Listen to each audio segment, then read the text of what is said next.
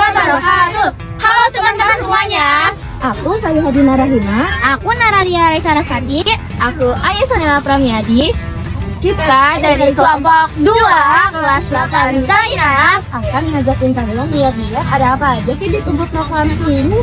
Salam Merdeka. Merdeka. Yuk kita lihat.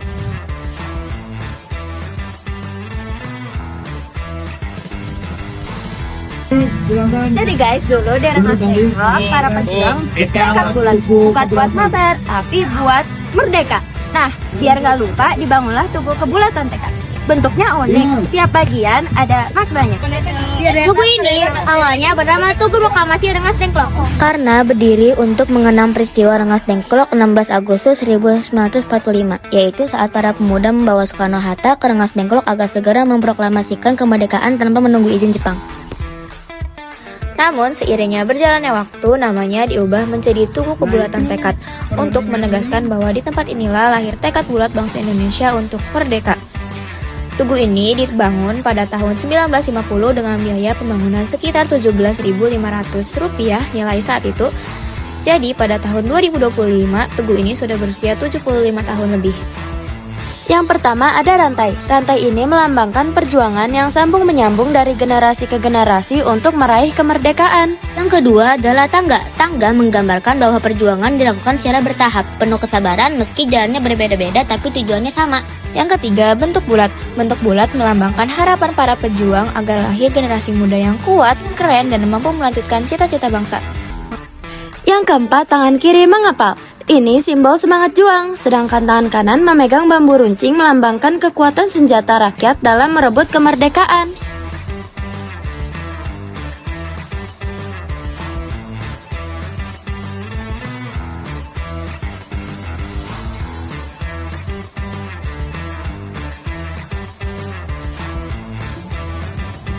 Nah, sekarang kita lagi ada di rumah sejarah tempat persinggahan Soekarno-Hatta dan Bung Hatta. Nah, kalian masuk gak sih sejarah awal kenapa Soekarno-Hatta bisa singgah di rumahnya Jui Pusong? Jadi kita cari tahu bareng-bareng.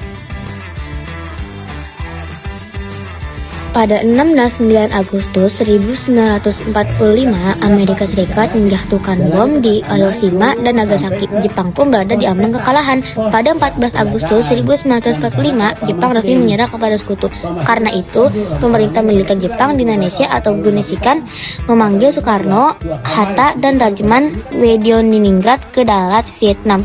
Maka, mereka dipertemukan dengan Jenderal Terauchi, Panglima Jepang di Asia Tenggara.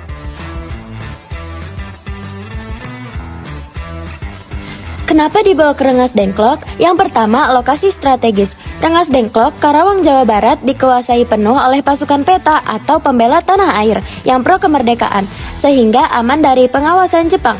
Yang kedua, jauh dari Jakarta, supaya Soekarno-Hatta tidak mudah dijangkau oleh tentara Jepang yang banyak berpatroli di ibu kota. Yang ketiga, tempat rahasia. Dipilih agar para pemimpin tidak bisa dipengaruhi oleh Jepang maupun golongan tua yang cenderung lebih hati-hati. Rumah Jit Kisong bergaya rumah tradisional Tionghoa dengan sentuhan khas Jawa. Berikut beberapa bagian yang terkenal. Yang pertama yaitu ruang depan. Tempat pertemuan sekaligus tempat Soekarno-Hatta banyak berdiskusi dengan para pemuda. Yang kedua, ruang tengah yaitu area keluarga juga digunakan sebagai ruang istirahat.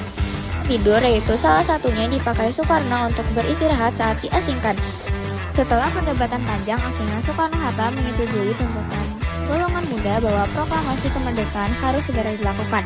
Kesepakatan proklamasi dilaksanakan pada 17 Agustus 1945. Pembacaan teks proklamasi pada tanggal 17 Agustus 1945 sekitar pukul 10 pagi waktu Indonesia Barat.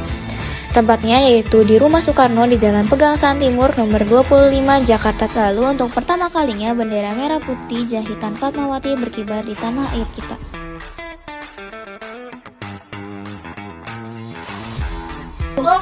Jadi guys, ini adalah kamar yang ditempati oleh Muhammad Hatta di rumah Jik Hasan. Nah guys, kamar yang tadi kita tunjukin itu asli loh, tidak pernah diganti ataupun dibuat ulang.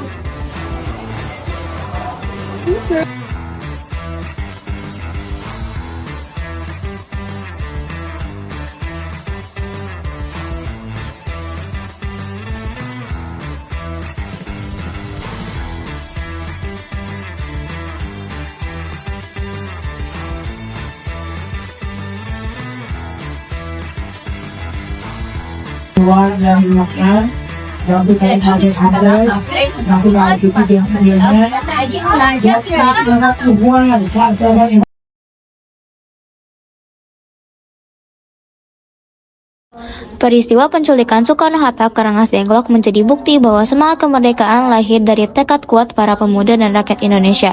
Di rumah sederhana milik Cit Kisong itulah perdebatan besar antara golongan muda dan golongan tua terjadi. Hingga akhirnya menghasilkan kesepakatan untuk segera memproklamasikan kemerdekaan. Dari tempat itulah langkah awal menuju lahirnya Indonesia merdeka dimulai. Peristiwa Rengas Dengklok mengingatkan kita bahwa kemerdekaan bukanlah hadiah, tapi hasil tekad dan keberanian. Dari rumah sederhana lahirlah keputusan besar yang mengubah nasib bangsa. Semoga semangat ini terus hidup di hati kita untuk menjaga Indonesia tetap merdeka. Sampai jumpa di cerita sejarah selanjutnya.